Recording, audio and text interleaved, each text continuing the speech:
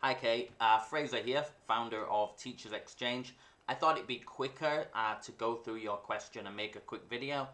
Plus, then it can be on my page if anyone's interested in the same kind of questions. So, I've broken down your question into a few parts and let me help you with an answer, hopefully. So, quickly about me, I have been an online English teacher for over 10 years. I've also taught in British international schools in Asia.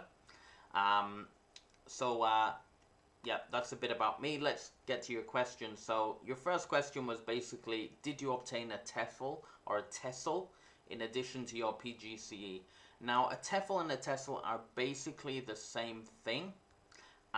It may be worth getting a cheap online TESL just in case the company that you're working for doesn't understand that a PGCE means that you know how to teach and don't really need a TEFL, but it might be because they're pretty cheap, they're all online, it might be worth doing, but most likely you won't need it because companies will see that you have a PGCE, which means you know how to teach. If you do want to do any courses, our website Teachers Exchange has a free course on how to online teach on Zoom and a paid course that's like $9 that goes through how to kind of launch yourself as an online teacher. That's optional. Um, so next question was, so just to answer that more clearly, do you need a PGCE on top of do you need a TEFL or TESL? TEFL and TESL are the same qualification, just different ways of spelling it out. Do you really need that on top of a PGCE? Most likely not. Although you may get some funny Chinese school that you're trying to apply for that doesn't really realize and they're just trying to tick a box and they're wanting to see a TEFL. So if you've got some free time, do it anyway. They don't take long to do.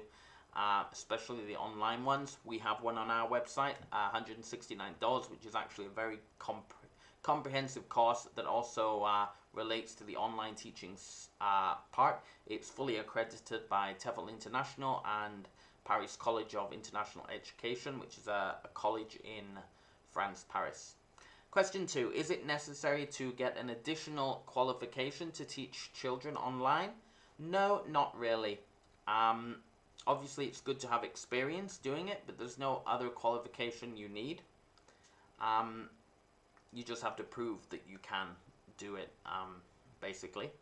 I don't know any online company that would require you to have a special children teaching certificate to teach children.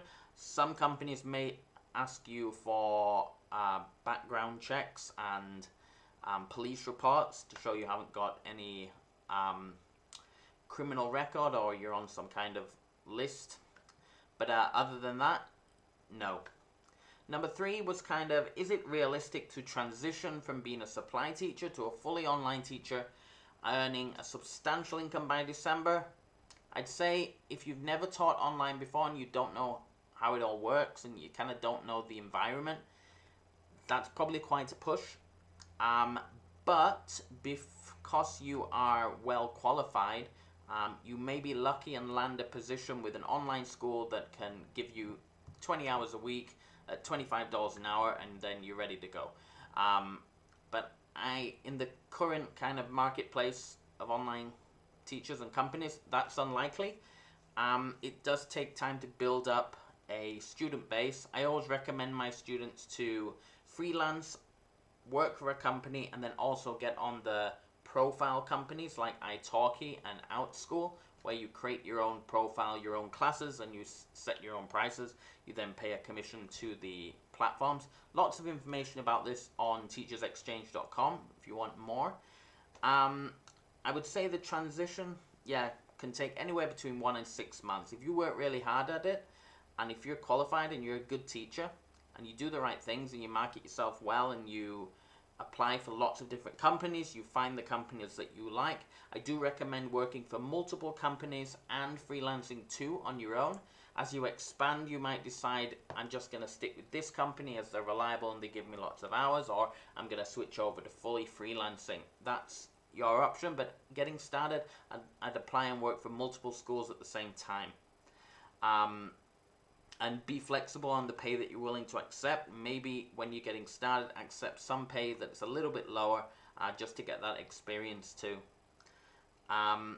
So yeah, that's, I think, pretty much answering your questions. You don't need any additional qualifications. A TEFL may tick a box for people quickly looking through applications. Some companies do have it as a requirement, and they may not understand that a postgraduate certificate in education is good enough. So I'll finish this with telling you a little bit about my situation now, which might help you with some ideas and motivation. I live in Thailand. I've been here for 10 years. I've been doing the online teacher thing for about 5 years. I've been teaching all around Thailand, and I've been working in government schools, and recently, since I got my bachelor's in education a few years ago, I've started working in British international schools as well. But about 6 months ago, I left my high-paying job in Bangkok at a British international school and decided to go fully online just because of the flexibility, and I hate dealing with the office politics at school and things like that, and the day-to-day admin and meetings. God, I hate meetings. But yeah, so I would do your research, keep having a look through groups like this, try different companies, but I would say it may take some time for you to adapt to the online world and to find, companies that you're happy with that are filling your schedule, plus even potentially freelancing and finding your own students. All right, I hope that helped, and yeah, have an awesome day.